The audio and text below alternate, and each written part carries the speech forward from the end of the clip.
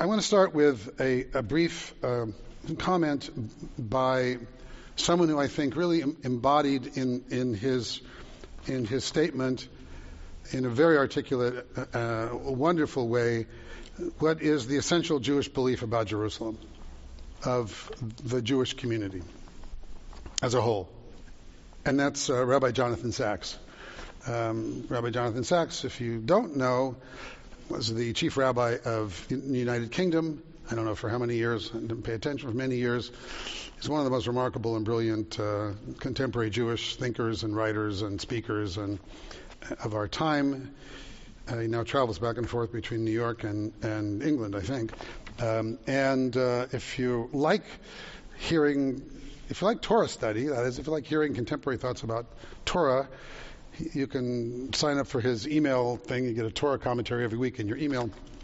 That's always wonderful. And he's just the clearest, one of the most remarkable, brilliant thinkers. And his talks, which are many, are available he has his own, on his website, and he's got YouTube talks and things like that, because he's invited all over the world, because he's really quite remarkable. I don't always agree with his politics, but this is not about politics, although it is about politics, but this comment about Jerusalem. So when I read his comment about the status of Jerusalem, I thought this really captures sort of the essential Jewish position about Jerusalem. So I'm going to read it to you. Rabbi Sacks on the status of Jerusalem. I welcome today's decision, obviously it was a few days ago, by the United States to recognize as the capital of Israel, Jerusalem, whose name means city of peace. This recognition is an essential element in any lasting peace in the region. Unlike other guardians of the city, from the Romans to the Crusaders to Jordan between 1949 and 1967, Israel has protected the holy sites of all three Abrahamic faiths, Judaism, Christianity, and Islam, and guaranteed access to them. Today, Jerusalem remains one of the few places in the Middle East where Jews, Christians, and Muslims are able to pray in freedom, security, and peace. The sustained denial in many parts of the world of the Jewish connection with Jerusalem is dishonest, unacceptable, and a key element in the refusal to recognize the Jewish people's right to exist in the land of their origins. Mentioned over 660 times in the Hebrew Bible, Jerusalem was the beating heart of Jewish faith more than 1,000 years before the birth of Christianity and 2.5 millennia before the birth of Islam.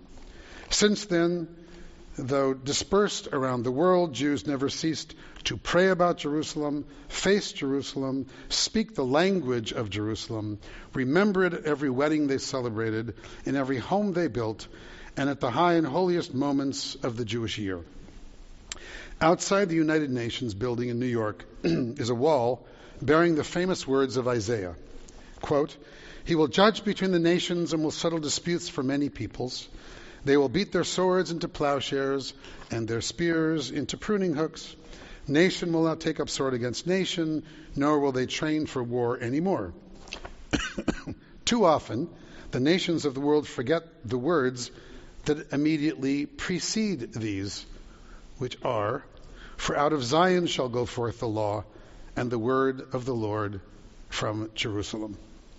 Those words spoken 27 centuries ago remain the greatest of all prayers for peace, and they remain humanity's best hope for peace in the Middle East and the world.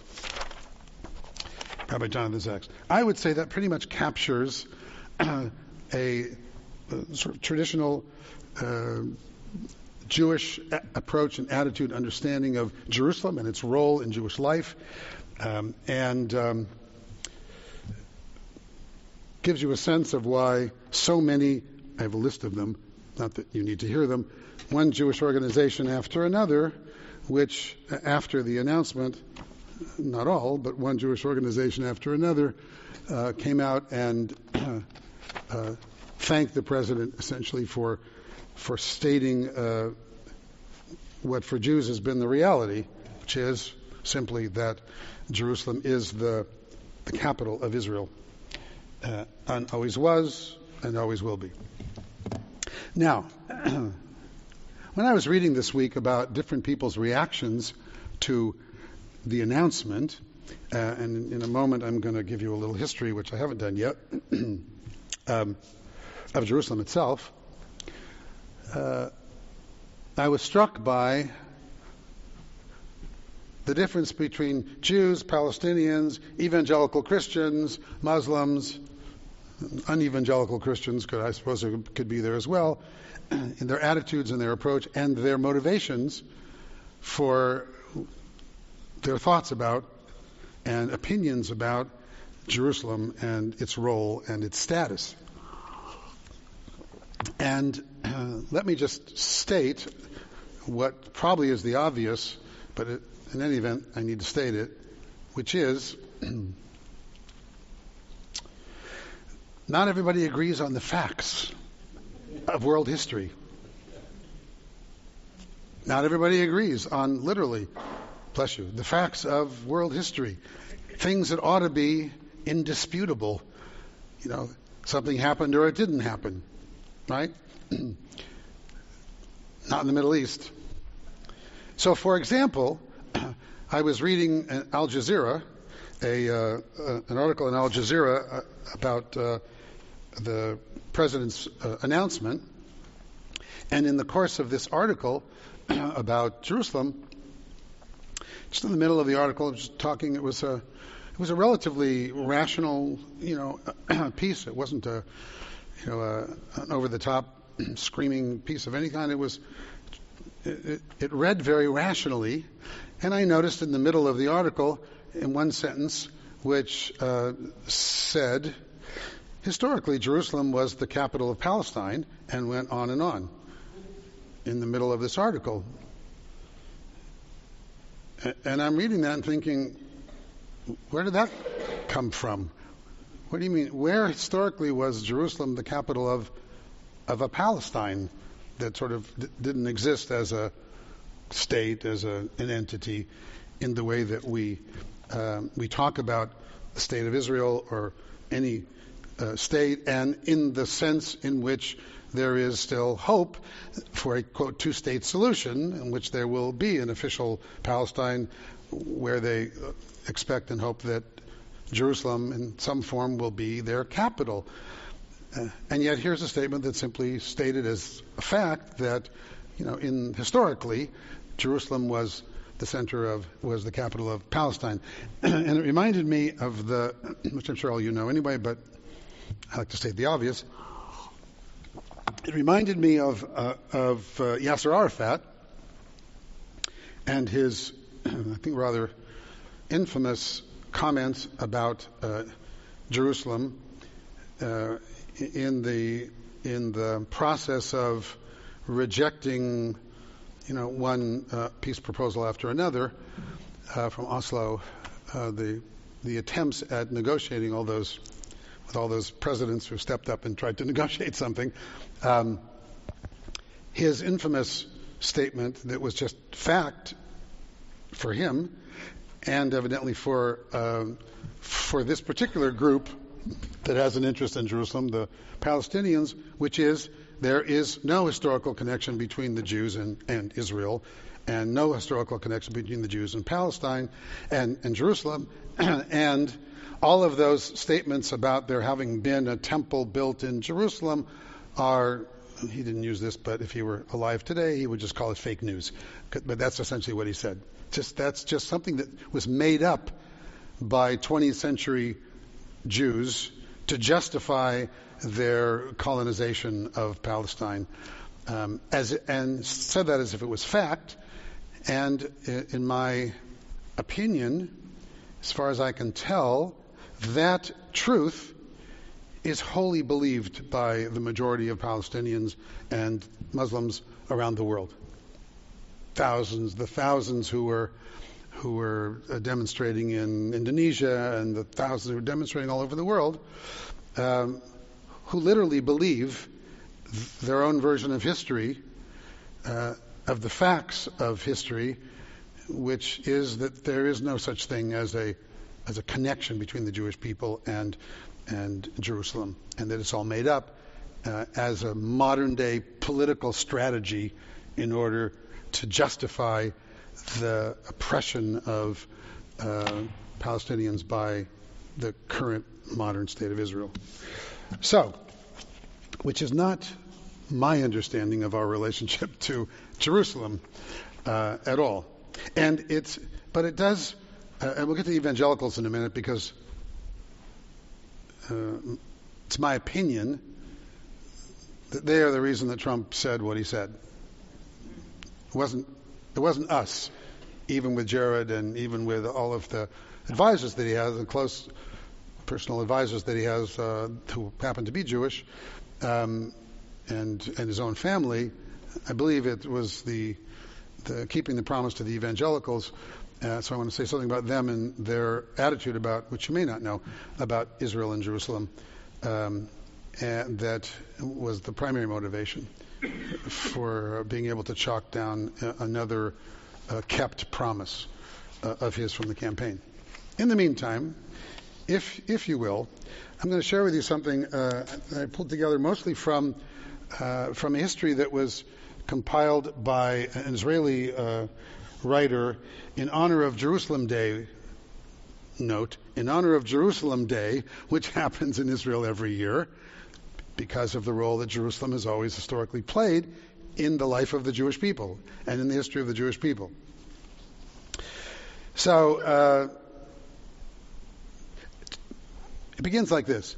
During its 6,000 years or so of history, Jerusalem has risen and fallen and risen and fallen and risen and fallen and grown and been destroyed over and over again. If you've ever been to Israel, if you've been to the old city of Jerusalem, if you've been to any of those underground catacombs, one of the things that you notice is the entire city is like an archaeological dig, one layer after another layer after another layer after another layer after another layer after another layer, because it's one civilization after the next civilization after the next, and the next war that came, and the next few hundred years, and the next few hundred years, and it's built up and built up and built up and built up, which is why you have to dig down and down to find the artifacts that they find, because that's the nature of Jerusalem as sort of a crossroads in many ways over centuries of different conquerors who came through the Middle East.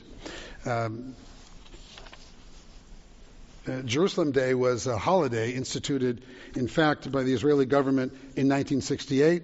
Why in 1968? Because of the obvious, because in 1967, after the Six-Day War, it was unified for the first time ever in a long time. Certainly since the establishment of the State of Israel when Jordan took over the east part of Jerusalem and the old city, and certainly the West Wall and the important parts for Jews. And so they established it as an annual celebration of the city's unification.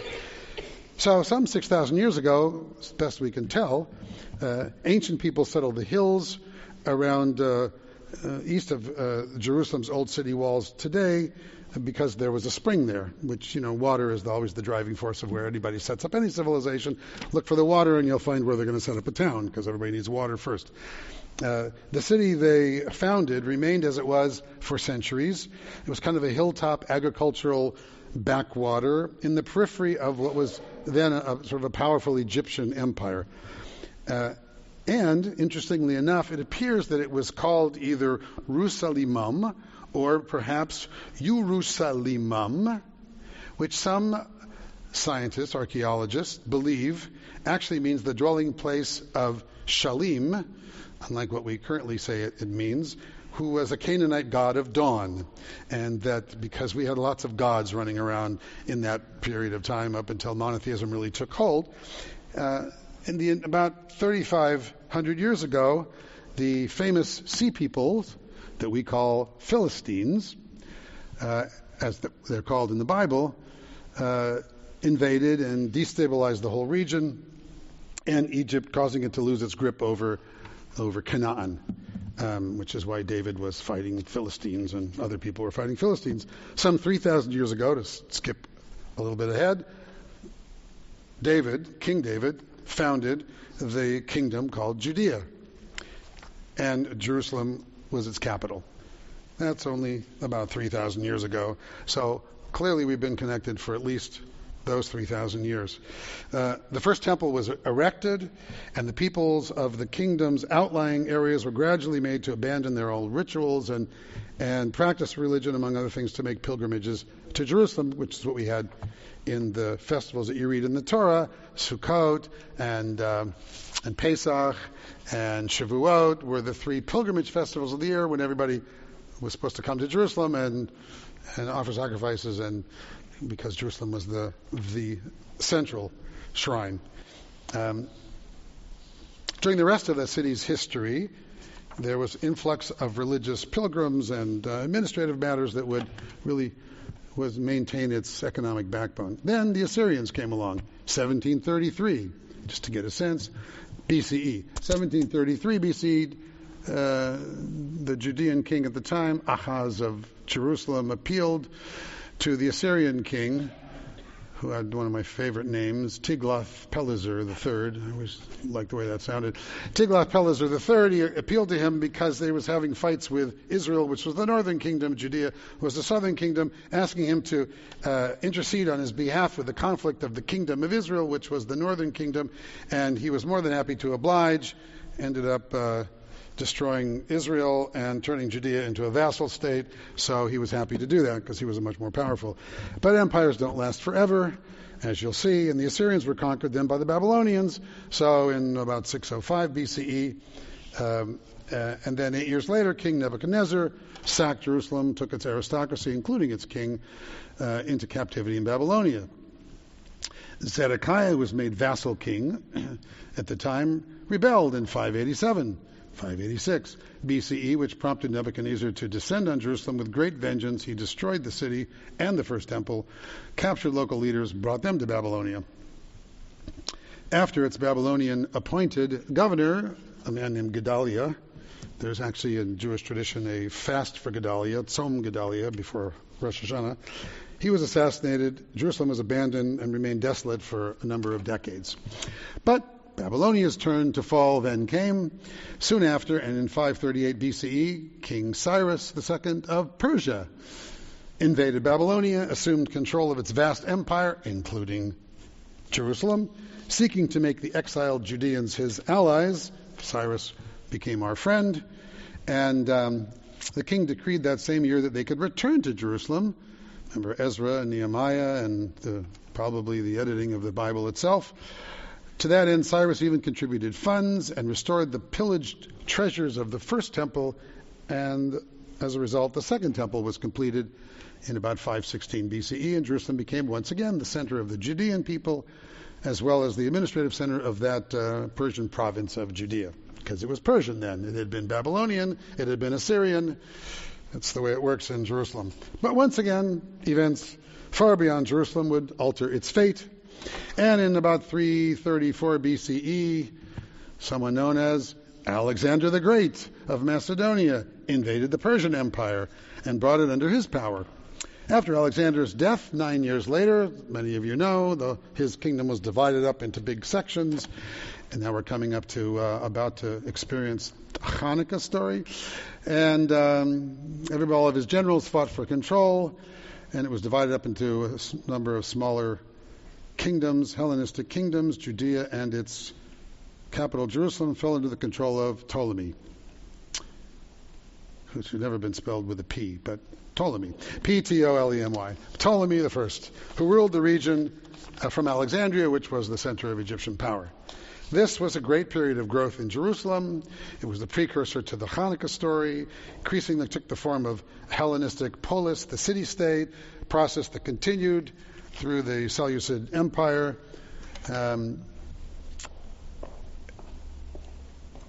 After the Seleucid Empire's capital was in Antioch, which is now a modern city in Turkey, seized control of Judea from the Ptolemaic Empire in about 198 BCE. Gradually, the upper strata of Jerusalem's inhabitants adopted more and more elements of Greek life, because that was sort of the sexy life of the time. And this angered more and more traditional Jews in their midst, prompting the Maccabean revolt that allowed us to end up with all these dreidels here that we're going to start celebrating tomorrow night. They revolt against the Seleucids, establishment of an independent Hasmonean kingdom with its capital in Jerusalem. Amazing. Then Herod comes along. Good old Herod. Subsequently, the Hasmonean monarchs themselves became more and more Hellenized. Then after some internal fighting, which was constantly going on within the dynasty, and an attempted rebellion against the Romans, never a good idea, the Romans deposed the Hasmoneans, installed King Herod in about 37 BCE as their vassal ruler over the kingdom of Judea. On the one hand, Herod was known as a kind of very cruel, despotic guy, and on the other hand, he was a big builder. That was the good news. And he undertook unprecedented large-scale building projects in his kingdom, including, and most importantly, the spectacular rebuilding and remodeling of the Second Temple in Jerusalem and the walls and all the walls that we now cherish. After Herod's death in 4 BCE, Jerusalem and Judea were placed under the control of Roman-appointed governors who ruled from Caesarea, which was the new capital that they had established. It's been established by Herod. And though Jerusalem lost its status as administrative center, it remained a major hub for the Jews and for Jewish pilgrims from all over the Roman Empire. Then it was, by the way, for the Christians in our group, it was about during this time that a charismatic Galilean named Jesus began preaching to his fellow Jews. It's believed that he was perhaps crucified after Passover, possibly around the year 33 of the Common Era. And of course, his followers would spread his message after his death, forming small Jewish sects originally of which Christianity was to arise several decades later. Meanwhile, in about 66 of the Common Era, we've now moved from BC to CE, the Jews of Judea rebelled against their Roman overlords. Nero, remember Nero? Fabulous emperor, was informed of the revolt while attending the Olympic Games and dispatched his experienced general Vespasian, not a friendly guy, to quash the uprising. While Vespasian was fighting the rebels, Nero went crazy, descended into madness, and was ultimately pronounced the enemy of the people of Rome by the Roman Senate. He escaped the city, committed suicide, for those who are interested, in about 68 of the Common Era.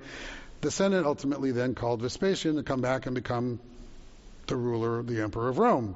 So he left his son Titus to clean up the mess in Judea. This occurred around 70. We all remember 70, when all the territory ended up in Roman hands and they quashed the rebellion, and ending with the famous enclave in Masada. So, and the Romans, of course, like every conqueror, slaughtered thousands of men, women, and children. Second Temple was pillaged, destroyed, and for decades it lay in waste, and often Jews were forbidden even to visit. Then it was Emperor Hadrian who rescued Jerusalem from its lowly situation in the year 135. Aren't you fascinated by all this? He visited it and ordered it to be rebuilt as a pagan city. It was renamed Aelia Capitolina, and thus it remained for about 150 years. A small, sort of unimportant pagan backwater in the eastern part of the Roman Empire, even though Jews were still praying for it. But after Emperor Constantine I determined that Christianity would be the official religion of the Roman Empire, he ordered Jerusalem to be reinstated as a Christian holy city in the early part of the 4th century, and erected the Church of the Holy Sepulchre, which many of you have visited, on the site where tradition says Jesus was crucified and buried. Then Jerusalem remained Christian for centuries, with pilgrims pouring in from around the Christian world. Jews were still usually banned from visiting the city, although the anniversary of the Second Temple's destruction evidently was a particularly powerful day, and Jews were always allowed to the former site of the Temple Mount, where Christians were using it at the time as a garbage dump. Seems to be a commonality with the Muslims who did the same thing later on. Meanwhile, in the deserts of Arabia, back in Arabia, a shepherd and merchant named Muhammad was preaching a new religion based on Christian and Jewish traditions, and all the Quran doesn't specifically mention Jerusalem, which Jews are often quick to point out. We have our 660 mentions, and they don't have it. The Islamic tradition clearly also was that allegedly Muhammad flew on the back of his mythical creature horse named Al-Buraq, a winged horse with the head of a man, from Mecca to the Temple Mount, and from there ascended up to heaven, hung out with God and came back, which is allegedly the site where the Dome of the Rock is built, which Jews also traditionally said is the site where Abraham didn't sacrifice Isaac, kind of the center of the world, that one.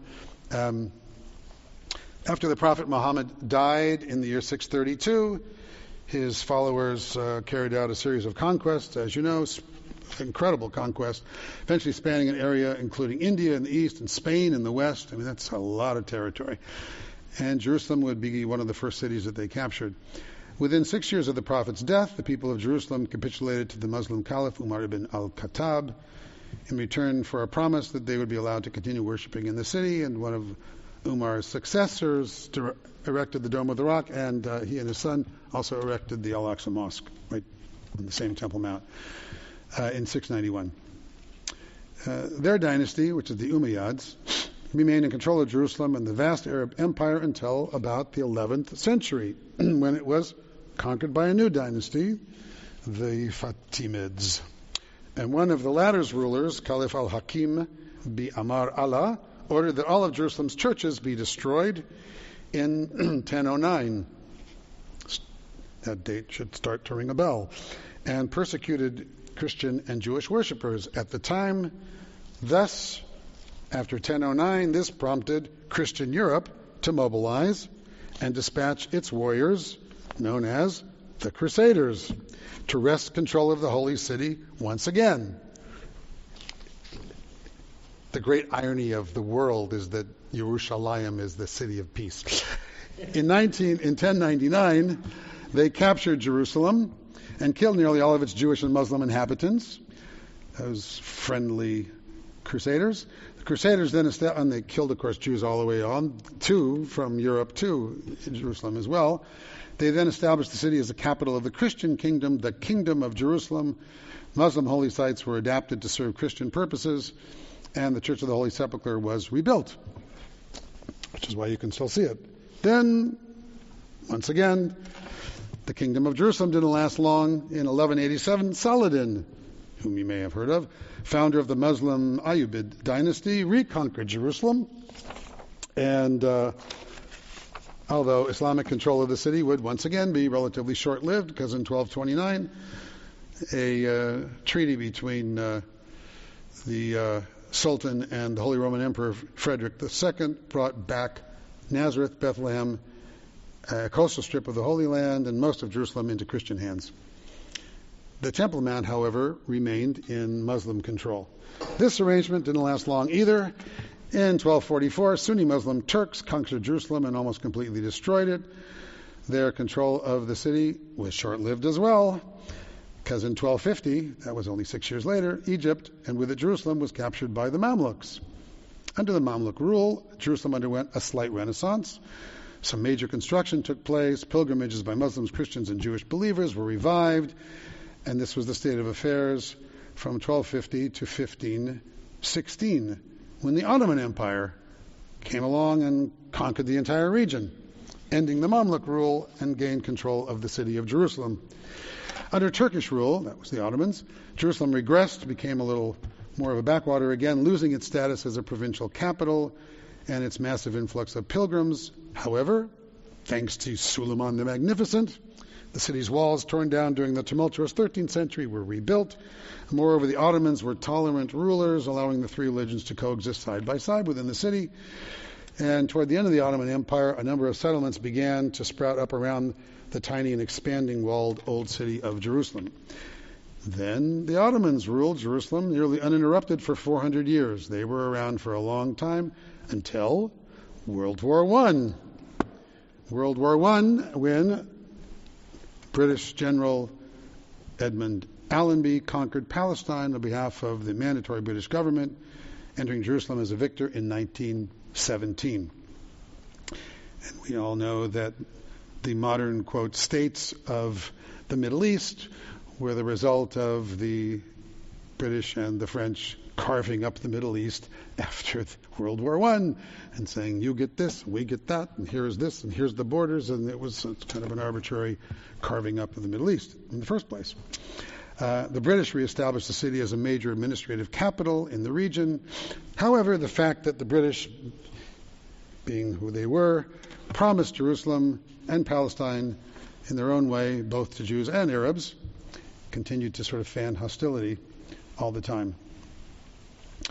Continued to mount, obviously, through World War II. The Holocaust, large numbers of Jewish refugees began pouring in when they could, and be the blockade into Palestine.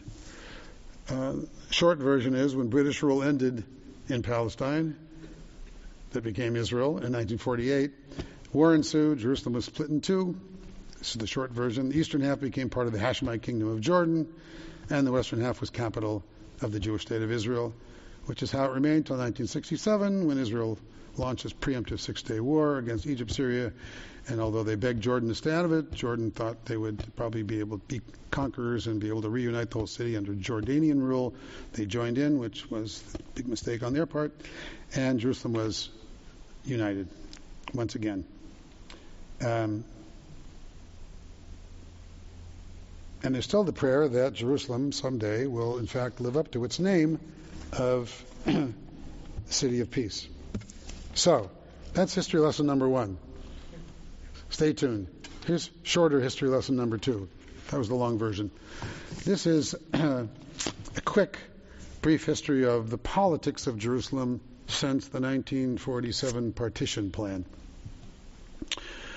and why this became what it is, and why all the hoopla last week, which many people don't quite understand. What's the big deal? When the United Nations, November 29, 1947, gave its imprimatur to a plan to divide mandatory Palestine into 2 states, one Arab and one Jewish, it famously left Jerusalem out of the equation. That is, it didn't say Jerusalem belonged to the Jewish part or Jerusalem belonged to the Arab part. Instead, it specifically declared Jerusalem to be a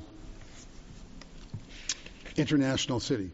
That was their expectation, that Jerusalem would be an international city actually run by the United Nations, administered by the United Nations. That was in their original plan. Even though Jerusalem had a large Jewish majority, it was called a corpus separatum, a separate entity from either of the Arab or the Jewish alleged states that would potentially come into being. The Jews accepted the plan, as we know, and Ben-Gurion noted that the loss of Jerusalem as part of sovereign Israel was, just quote, the price we have to pay for a state and the rest of the land, because he was certainly practical, if he was anything. And when the Arabs rejected the partition plan and launched war on Israel, the latter, Israel, no longer considered itself bound by the boundaries set up by the United Nations plan, because that was thrown out the window as soon as the Arabs rejected it and attacked Israel and tried to destroy what was left of the Jewish settlement before it actually declared itself, as it declared itself. During its War of Independence, Israel improved its strategic position in most parts of the country, and in Jerusalem, when the ceasefire lines were drawn, there's never been a peace, ceasefire lines were drawn. Israel, as you know, occupied the western part, and Jordanians the cities east, including the Old City and the Western Wall and the Temple Mount. Israel had fought for Jerusalem, and now it was not about to give any of it up. Officially, the United Nations stuck with its internationalization plan after the war, but both Israel and Jordan preferred to leave the city divided at the time. A no man's land, if you were there, if you've ever seen pictures before the 67, saw the wall that separated, and the no man's land that separated the Jordanian half of the city from the Israeli half of the city.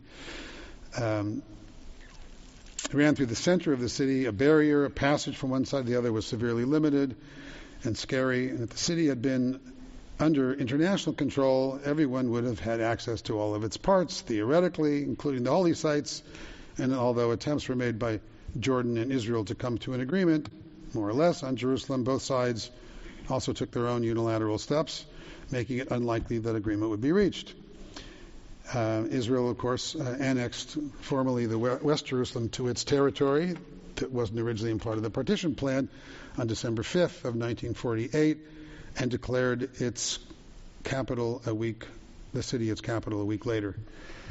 Jordan followed by annexing East Jerusalem to Jordan on December 13, and also named Jerusalem as allegedly a second capital, although it never actually used it in that way. We have one quick note there? Yeah, sure. So pre-67, even though Israel had what was called West Jerusalem, but no man's land was really a division between the western suburbs of Jerusalem, right. The entire old city, yeah. The western wall, the Arab, Jewish, Christian quarters, the old city was all under control of Jordan at that point in time. Yes, and Jews weren't allowed to be there. Its capital instead it was in quote-unquote western Jerusalem. Yes.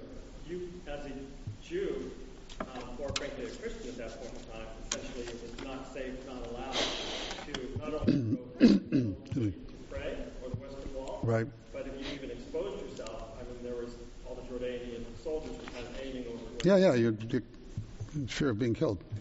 So that situation prevailed, under the situation prevailing during the 19 years between statehood and the 67 war, was sort of an ongoing hostile, uncomfortable status quo. I sort of think of North and South Korea in many ways, with a no man's land and a divided city, a divided country. So long as that situation persisted, Israel officially remained in a state of war with the Arab world. No agreement was going to be reached about Jerusalem.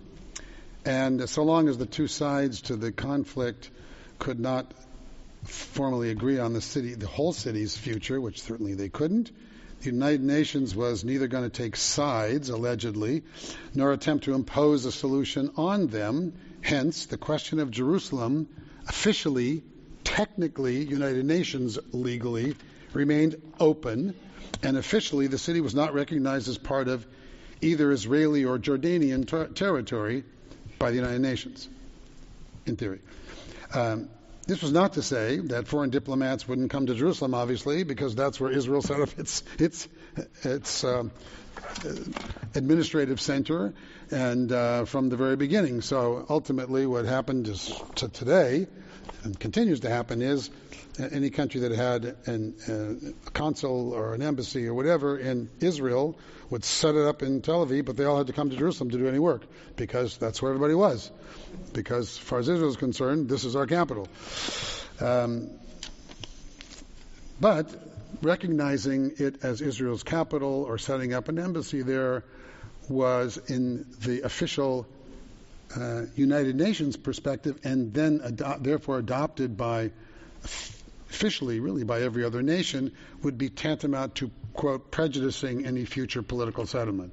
That was the perception. That was what they were alleging, that it would prejudice any future settlement, because officially Jerusalem's still no person's land. That is to be an international city, unless there's some agreement made by the parties involved. UN Resolution 242. Yes. That they would have to really, the parties themselves would have to. Yeah, and a number of resolutions ever since that kept reinforcing the United Nations resolution that said the parties have to agree on something, otherwise we wait for them.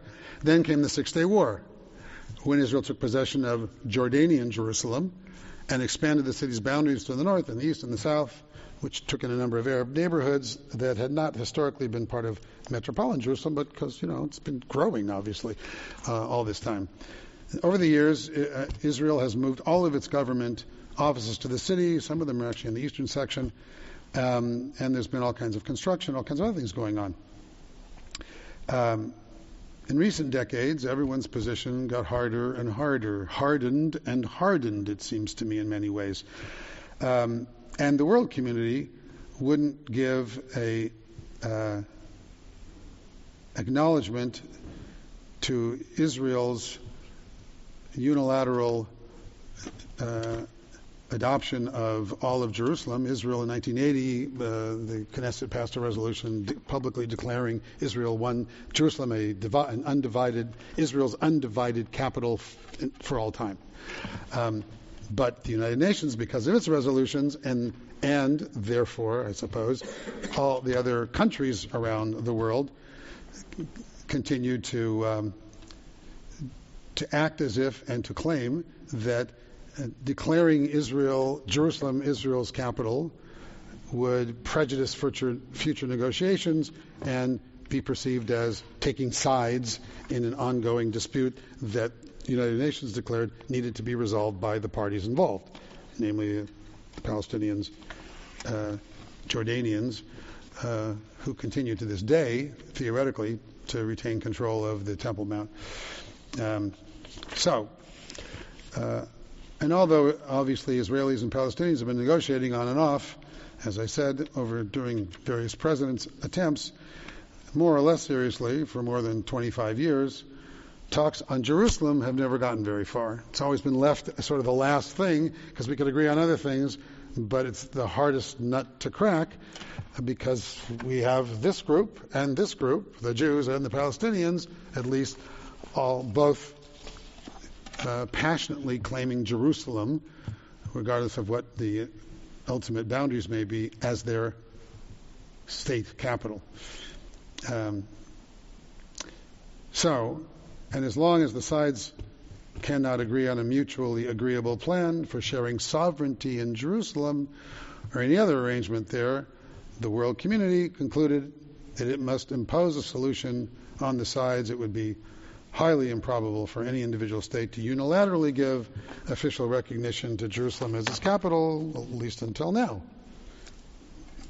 which happened last week. So, I don't know if that helps at all, but let me say something about evangelicals and then I'll throw it open to what anybody wants to talk about. I don't know if you know anything about the theology of evangelical Christianity.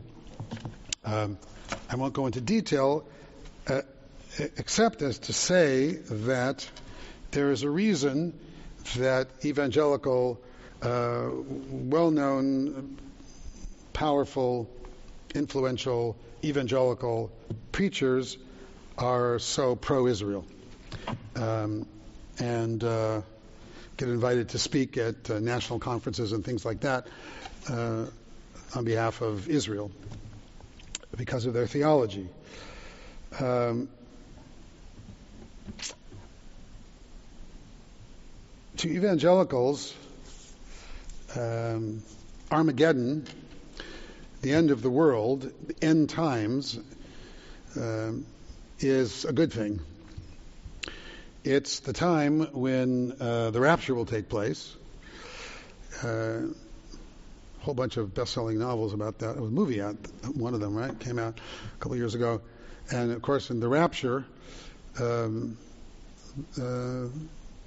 who are worthy immediately get snatched up to heaven, disappear from, go to heaven, and those who are left behind, who are not the worthy, end up in the devil's playground. Israel and Jerusalem plays a key role in the coming of the end times.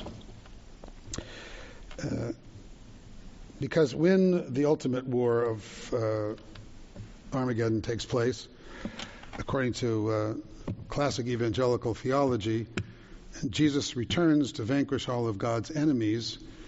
It will only happen after their Jews have reclaimed Israel, Jerusalem, and rebuilt the temple. They are among those who really want to see a third temple being built in Jerusalem, because that will be a forebear of the end of times, as laid out in the book of Revelations. So to evangelicals, Trump's announcement is the fulfillment of biblical prophecy. I mean, it is moving us toward the fulfillment of biblical prophecy, and they see him as an instrument of God in that sense, moving us closer to that time to the judgment, the rapture, and the end of times. And there are millions of American evangelicals, millions, who believe this. It's their faith and their identity, and that's the another part of the answer to the question that I also responded to last time. People ask, people who are confused about why evangelicals would support Trump when he doesn't necessarily appear to be the most upstanding Christian. The tape that was released and the things that he said and what have you, and had affairs when he was married or what have you. Last time I just mentioned that that the fundamental reason that evangelical Christians supported Trump and throwing support in Alabama, as a matter of fact, as well, is the issue of abortion.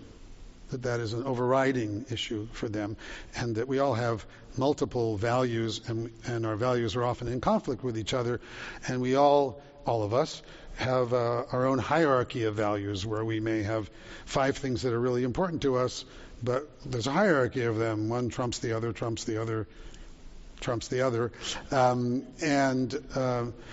certainly for much of the Christian world, and certainly the evangelical Christians, the issue of abortion is at the very top of the list.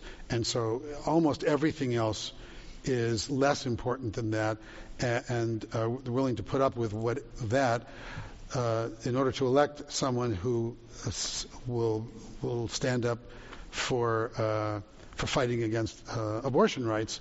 And clearly between Trump and Hillary Clinton, that was a no-brainer of who they're going to support. And so too with the Republican agenda versus the Democratic agenda, where the Republicans have consistently held their position to be against Roe versus Wade and those kind of things. So therefore they show up and they vote for people that reflect their values in that sense, because that's a more important value than some of the other values, which are also important. But if there's a choice, that's going to trump it. And this issue of Israel and Jerusalem, and his constant pledge during his campaign to move the embassy to Israel, was a flag waving to evangelicals of exactly signaling that he's our guy when it comes to this issue. And this is another really powerful, important, soul important, eternal life important value. It's not a little thing. This is a huge thing. And so, apart from sort of the obvious, it seems to me, in this case, of being able to have another check on his own personal list of campaign promises that he can point to and say, I've fulfilled, which is always an issue for every politician, particularly big campaign promises, and having experienced some of the trouble that he's been experiencing in getting his agenda passed by Congress. That this was also another big notch that he could say, and he didn't need anybody's permission.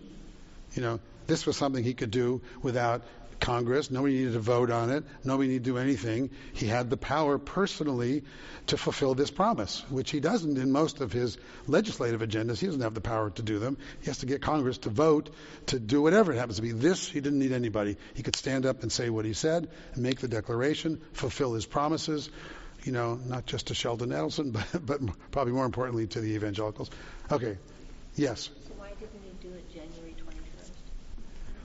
Why didn't he do it January 21st? Roy Moore was a shoo-in, but he wasn't until Tuesday. No, why didn't Trump? So why didn't Trump declare Jerusalem as its? Well, that was part because evangelicals are all showing up to vote for paying off this as well. It's not unrelated. It seems unrelated. It's not unrelated. It's not unrelated. There's a reason that Trump is there campaigning for Roy Moore and sending messages to those who might otherwise not show up. This is a way of also of galvanizing the evangelicals to show up and vote. But why didn't he in the past? Why didn't he in the past? Anybody? He had the evangelicals on his side. He knew that was a card that he was rolling when he needed to use it. And he was, I suspect, I don't know, what do I know? I'm not there. I don't know, but it's one thing to make a promise. He's not the first president who's promised to move the embassy. The embassy has been promised to be moved in the past, and when people get into office, everybody counsels them not to do it because of the whole, we stand alone against the whole world, almost, not all the whole world. Czechoslovakia did it as well, I think, and a couple of, and Hungary actually applauded him in Czechoslovakia. But you could see from the reaction of the world, because the world governments, along with the UN, believe that making such a statement prejudices the ultimate outcome. The world believed, and United States diplomats believed, up to this, may or may not be true, but we'll see, but they certainly have believed and taught that making such a statement would result in the Palestinians seeing us in no way as an honest broker of peace. We keep trying to show up as brokering peace in the Middle East. Every president keeps sending somebody in there and sometimes themselves to try to broker peace. And the perception of career diplomats certainly has always been that if we were to make this declaration, we would be signaling to the Palestinians we're really on Israel's side. As if the things we've done haven't shown that anyway. But that it would signal that, and it would kill any possibility of us playing the role that we want to play in the Middle East, and not have them turn to, Russia or who was the other. There's bigger global politics involved. But it seems to me that every president has been urged not to do it, not to make the declaration because of the potential political implications and fear of it creating riots and people dying, and because you say that. Yeah.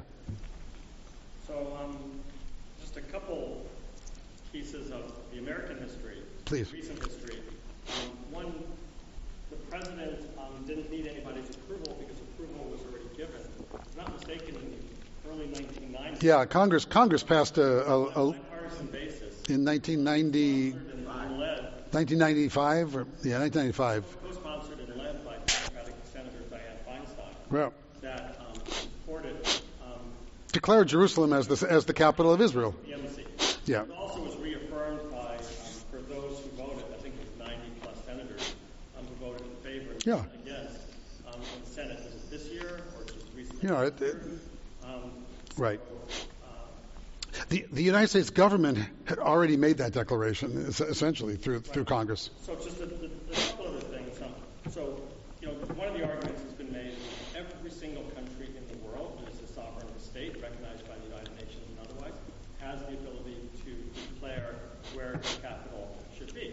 So, Israel in 1948, when it became a state, sanctioned by the United Nations, Right. and supported by Democratic, President Harry Truman, after 11 minutes was the first one to vote in favor. Yeah. They declared Jerusalem as the capital, even though that didn't include the old city wall anyplace else. So just one point on the evangelicals that I want to make is, and with all due respect and my learning from Please. a great rabbi once taught me and others that what you say matters and what you do matters. And I'm more impressed with what the Christian community in the United States of America says with respect to Israel and to what they're actually doing with respect to Israel, going there, financially supporting, politically supporting. And also, it's been said in these halls that, at least with respect to Judaism, it's more about belonging than belief. Yeah. So I'm a little less concerned about the theology and belief of why they're doing it. And I think you can't lump all of Christian support and No, I don't. support, in the evangelical rapture, point of view. And then just the last couple comments I had was... No, but it is those millions that pushed him over the edge. That is, had those millions those people not shown up and voted, so that's certainly powerful. Is it a strong consideration? I'm sure. Yeah, it's important. I read something recently where there was a whole piece written that looked Jared Kushner and David Friedman, yes, Israel, right. Orthodox Jews. Yeah, they're pushing for it too. It's that group and this group. That it's the religious right of Jews. Yes. The Zionists, and other people will make the case. Actually, I would say it's probably the religious right of both Christians and Jews that together are an important constituency for him. Absolutely. Absolutely. Also, people who just believe that it's the right thing to do. Yeah. And they follow it themselves. And Israel is one of our greatest allies in the world. And that peace process, has gone nowhere. Prime Minister Ehud Olmert, in one of his peace offers had actually said, Palestinians, you get a state, and your capital is Jerusalem. Right. Right? Do you want it? 97% of the land. So, there's a lot of issues there to unpack. Yeah, and there's no question, but the question was, why did he do it now, and why hasn't it been done in the past? So because the waiver came up, he had to make every. Yeah. See, the way it literally works is every 6 months, the president, because of Congress's act in 1995 that said we are recognizing Jerusalem as the capital of Israel, and our embassy should be moved there, unless the president every 6 months says no. Essentially, I mean that's the short version of it. Has to sign a waiver saying we're not yet instituting that congressional decision. We're not yet instituting that. We're not yet. And every 6 months, he has to sign that. So since he's been in office, Trump, every 6 months, it's been a year now, has had to sign something himself going against his campaign promise, which is, day one, I'm going to declare Jerusalem it's Israel's capital and move the embassy. So he's been forced to literally sign his name and go against his own campaign promises. So, which he's clearly loath to do. So this came up. This was one of those times when it came up, and was an opportunity for him to say yes or no, do it or don't. Which is why he was signaling when it comes up this time, I don't think I'm not going to do it, and gave sort of fair warning to people. I mean, they weren't surprised when he said it. He'd sent out signals essentially telling people that he was going to do that. And it's interesting. I didn't notice anything today. Are there people dying today as a result anywhere? Did anybody see that? I didn't see it anywhere. There were Yes. A couple of people died in demonstrations. Yeah. But and 2 people were seriously injured in Manhattan. oh yeah, for that. Yeah. Right. Well, and allegedly that was upset about Gaza or something. I heard the guy. Anyway, but I don't think that was about this. I mean, yes, there was somebody let off a bomb in Manhattan, 42nd Street, Times Square, I guess today. That was a way for ISIS. He was falling. Yes. But it's difficult to run foreign policy based upon threat of bad action. Yeah, no. Right. What is actually surprising to me, personally, is the lack of extreme reaction in Israel. Hamas called for 3 days of rage, and it seemed relatively. There's been a lot of times in Israel when the rage was a lot worse. That's all I'm saying. The Palestinian rage was a lot worse. There were a lot larger demonstrations. There was a lot. Then the reaction to this, which is fascinating, which is interesting. Maybe it's, weariness about the ongoing nature of this. Also, I think Hamas is like the third 3-day of rage that they called for in the last year. Yeah, but even so, it's interesting that it didn't did in other parts of the. I mean, there were thousands of people in Indonesia. I thought that was amazing, but we're marching and protesting, but it could have been a lot worse.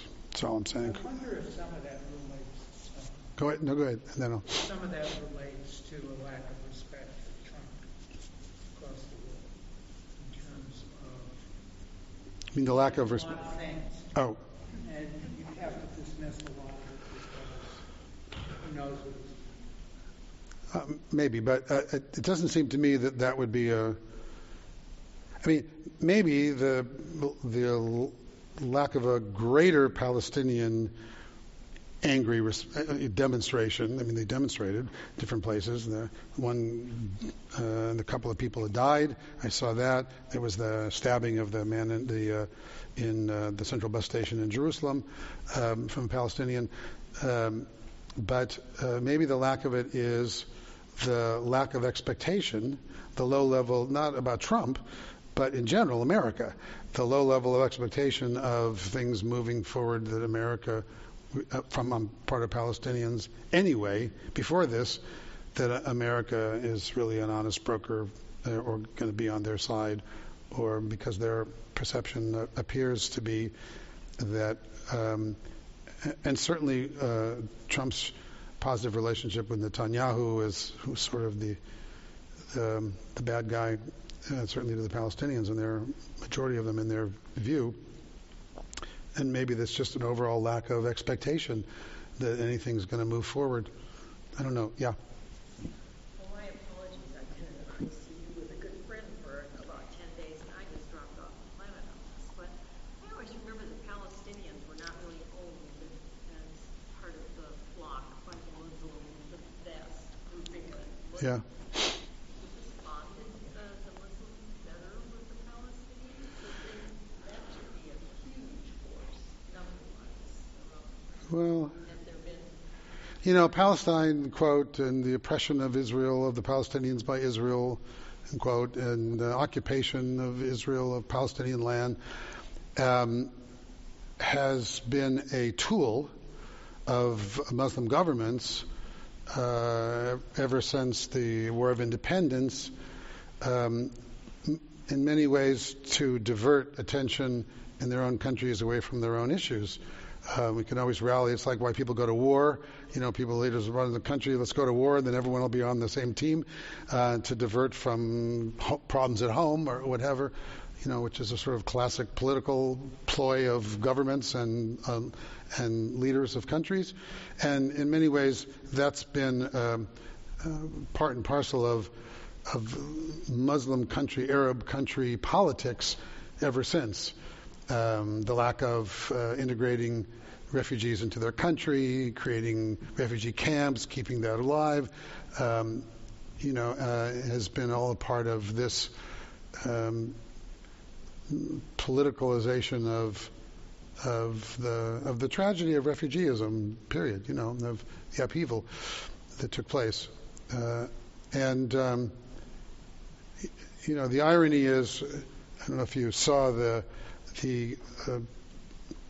clip or the press conference with the State Department after this.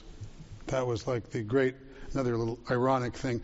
There's a State Department directors were asked how is this new arrangement, this new commitment from the president to declaring, I'm getting this out of my way, declaring Israel as its capital, changing status on the ground. I mean, obviously the embassy is not going to move tomorrow. If we're going to literally move the embassy, it's going to take years, one way or another. However, is this going to change our maps to say that Jerusalem is in Israel? Because our maps don't say Jerusalem is necessarily part of Israel. And if you're born in Israel, if you're born in Jerusalem, and you're an American citizen, and you get a passport that says birth, it doesn't say Israel. It says Jerusalem, as if it's a separate country, Jerusalem, because we are continuing to keep with the kind of myth that Jerusalem is an international city, an international entity of its own to be administered by the United Nations, which of course it never has been since 1948, and its status to be resolved in an ultimate peace agreement between the parties, whoever that might be. supposed to be actually Jordan and the Palestinians, I suppose. Actually supposed to be Jordan and Israel, and Arab, and now the Palestinians. So and the answer was no, that's not changing. So they said, no, that's not changing. None of that's changing, they said.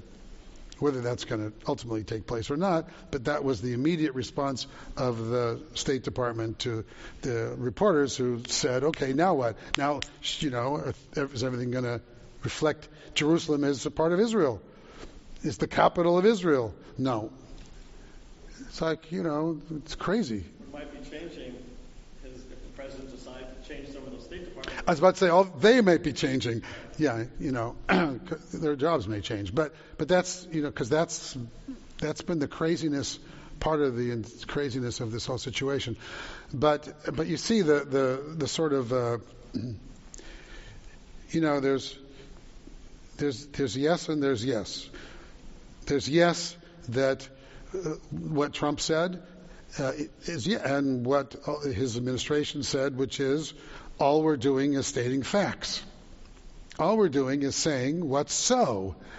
What's so is Israel, the country, has chosen Jerusalem, the city, as its capital and treats it that way, and it's been that way for 60 plus years.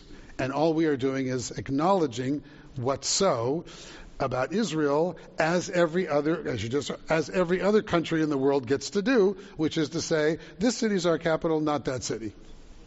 I think, and he also said that we're not discussing land or borders. Yes, and right. If parties wish to negotiate a two-state solution, I think the president said that he was in support of that too. Yes, he did, and he further said, this doesn't change. What he said was, this doesn't change anything. In the sense that it doesn't change our position about ultimate status at all, or boundaries, because clearly the expectation still is, if there ever is a two-state solution, and if the Palestinians ever get an officially recognized state with officially recognized boundaries, that they're going to declare Jerusalem as their capital, wherever that boundary may be in the environs of Jerusalem, whoever's going to draw that boundary. I mean, there may be some other, they could, it's creative, both Israel and Palestine can have Jerusalem as its capital, and how one service or another is, what does that mean that something's your capital? What does it mean that this is your city? It means you have certain responsibilities, civic responsibilities as a government to the people in that city. The buses running, the sewers, the infrastructure. What does that mean? How that gets played out is something that would be worked out. Theoretically, if there were peace going on, who's responsible for what area of the city? And clearly that's still the expectation. And the president didn't say that's changed in any way. He specifically said it's not. That wasn't the issue with people. That's not why people got upset. Because he could have said, he could have done one better for the peace process, and also said, and I expect this to be the capital of Palestine, and God willing, it should happen soon, in our day. Could have said that also. But it wasn't particularly his issue. So that's the yes. That is, yes, what he said is exactly true. And on the other hand, yes, it's also true that most of the world, almost all the other governments of the world, because of the United Nations resolutions and our agreement with that, working in that context, thought it was a mistake and thought it went against the United Nations, the agreement that the status of Jerusalem is supposed to be left into the hands of ultimate negotiation, and that statement had the appearance of undermining that, of contradicting that, So anyway, it remains to be seen. Evidently, there's a peace proposal, a Jared Kushner peace proposal in the making. I keep hearing that there's something coming up. I don't know what it is. Maybe you know what it is, but maybe you've heard with your inside connections. But everybody knows the answer. I mean, it's not really. I mean, the answer's been out there for a very Yeah. right? And I think that people are saying that part of the process of just this quote unquote being an honest broker, like the honest situation is that people know there's a certain solution out there. Yeah. But the parties have to accept it, and they have to ultimately negotiate it themselves, right? Israel's going to have to give up. There's going to be a Palestinian state. Right. And East Jerusalem would be the capital of the Palestinian state. Yeah. And there would be agreed upon land swaps so that the major settlement blocks, would become part of Israel, and other lands go to the Palestinians. And, those Jews who are in the illegal or the more outlying territories in the West Bank are going to, either going to be out of luck, they're going to move back, they're going to be in a Palestinian state. Right. It's, Palestine is going to have to be a demilitarized state because Israel doesn't have defensible borders, and no one in this region has shown the ability. They're defending 11. Israel defends 11 borders. Yeah. So I think everyone knows. And it's the same proposal over and over again ever since. You and I think. Ever since there was one. I think most people left and right. Yeah, agree. That's it. That is it. It was like Taba. It's like every other place they showed up. They said, "Here it is." I'm less concerned if it's Clinton or Bush or Jared Kushner or Trump or anybody else trying to negotiate. The Palestinians and Israelis need to sit down. Yeah. It's peace from the top down, not from the bottom up. Like when the leaders are really ready to make. Yes. At the bottom, they're ready to make peace. The people. Yes, and they do every day. After all, that's when we have. Not all the people.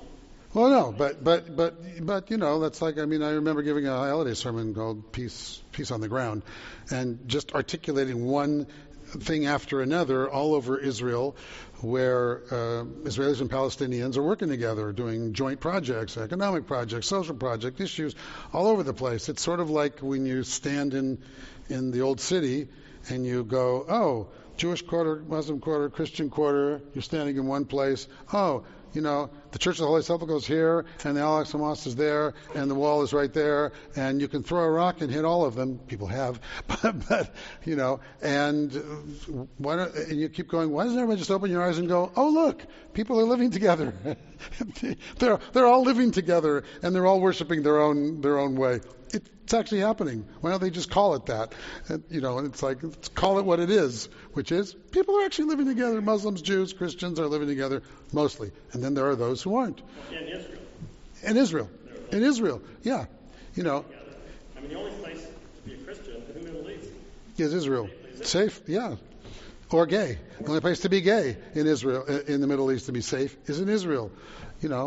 No matter who you are, of course, it's a big deal, and just like, when I said eventually when the Christian Empire used the Temple Mount for a garbage heap, that was of course when Jordan took over and the armistice agreement and controlled the old city and the Jewish quarter. They desecrated the Jewish quarter, and they prevented Jews from being able to visit and worship our Jewish holy sites, and they used, the Jewish gravestones as for latrines, and desecrated. It was like, and when Israel took over, and this is the reality: Jews and Muslims and Christians are able to worship, and they're able to do it in peace, and unless they start fighting, So it's one of the ongoing challenges we have. Yeah.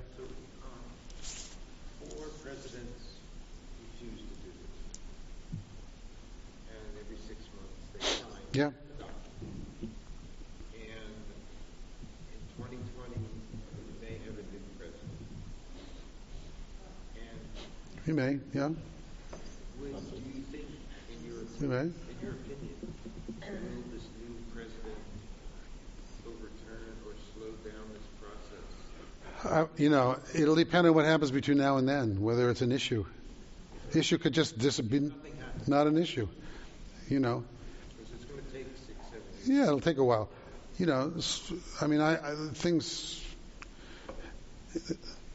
The Middle East is such a wonderfully crazy, complex place that on the one hand, everything changes in a heartbeat, and nothing changes forever.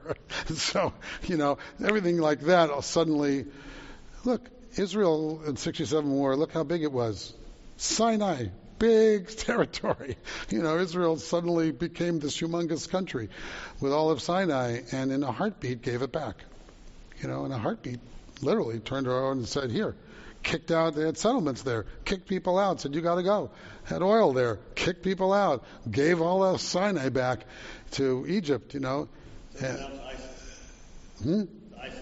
Egypt has lost control of much of the Sinai. Yeah, now it's ISIS. But, so Israel may go in and take it over again. I don't know what Israel's going to do if they care. But we'll see. So, you're 100% correct. It's about leadership from the top. The right leaders that show up at the top can change everything in a heartbeat. Can change everything. Because every poll has shown that the majority of Palestinians and the majority of Israelis want to have a peace agreement and expect there to be a two-state solution so far.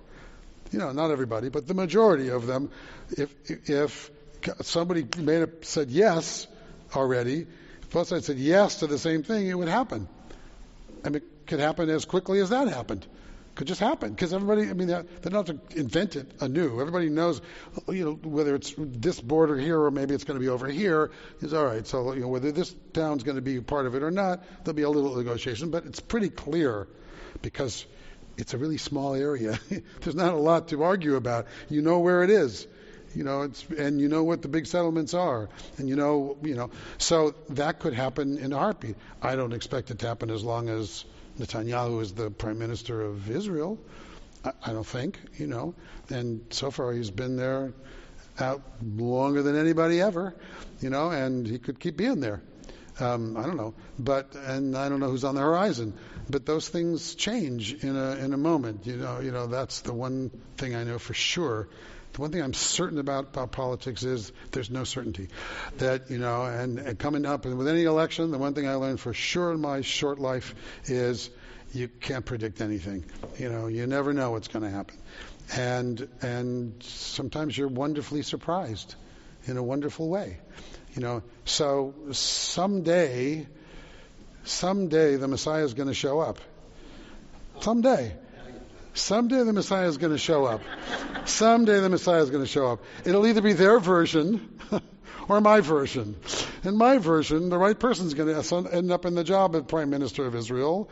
In my version, the right person is going to end up being in charge of running the Palestinian Authority, wherever that might be. In my version, the Messiah is going to show up. They're going to go, let's end this already. Let's get on with life and because I'm a Bob Dylan believer.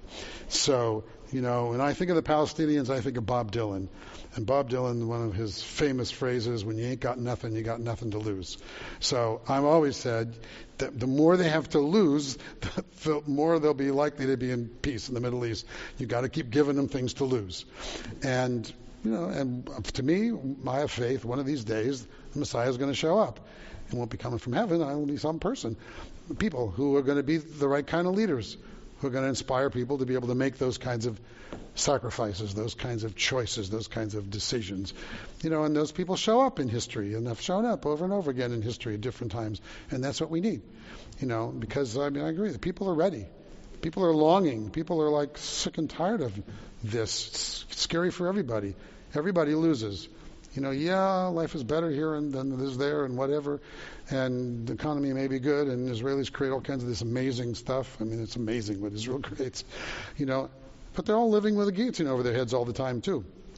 More and more, we're starting to feel that way. People blowing themselves up or missiles or whatever. Israel's pretty good at defending itself. But, you can't defend yourself here or there against a guy in a car who decides he wants to just turn onto the sidewalk. There's no way of anybody defending themselves against a guy who decides to run you down. There's no way. You can have the best security in the world. You can't stop that. You can maybe stop bombs if you can figure out how to sniff out bombs or whatever. But you can't stop a guy in a car from driving on the sidewalk. Can't do it. So, or the people from stabbing people, walking around and just suddenly stabbing somebody. There's just no way to demilitarize every human being in that way. Unless, of course, you're in Australia where they just banned guns and nobody has guns anymore. But you need a little tiny homogenous community that helps to be able to do that, which they did. In any event, time's up. Trying Time flies when I talk a lot. To me, you're all asleep, but for me, it's been so. But this is an ongoing drama, and really the only reason I wrote these is because there's multiple players here that have a stake, and they have different stakes in this issue, and it remains to be seen whether another president would say no, we're not going to move, assuming it hasn't moved yet. I mean, they could just declare that there's a consulate in Jerusalem. They could just declare it the embassy tomorrow if they wanted to. Robert, just one last thing I wanted to say. It's really where you started. Yeah. Was that there's a tremendous number of Jewish organizations that have supported this. Oh yeah. And I mean, Main Street, from the Jewish Federations of North America Oh yeah. to the ADL. I was going to read them all, but I won't. Yeah. So I think that while we can focus, and I'm no Trump supporter, and I'm not here to defend him, but if he does something which you think is good, I think we ought to give credit. You may not think it's good, but just because a lot of countries in the world express reservations, trusting other countries in the world in the UN with respect to their opinion on how Israel's treated, Yeah, well, that's not going to happen. Mainstream Judaism. Right. Look, this is something that the Jewish. That's why I started out by reading Jonathan Sachs's statement about Jerusalem, because that seems to me to be sort of a beautifully articulated statement of how Jews think about Jerusalem and its role. It's always been the source of our spiritual center in history, and it has only served ever in all of its history as a capital of a Jewish country. So, and here, and both in ancient times and in modern times, it's only been a capital, contrary to what it said in Al Jazeera. It was never the capital of Palestine, of what they mean by Palestine, as if there was a capital of Palestine. It was capital of our Palestine. When we were Palestinians, as Golda Meir said, I'm the Palestinian, which is a whole different thing because of the Philistines. It's where Palestine, where it came from the Philistines. So, in any event, thank you for coming. Nice of you to come. And we will see you soon. You're welcome.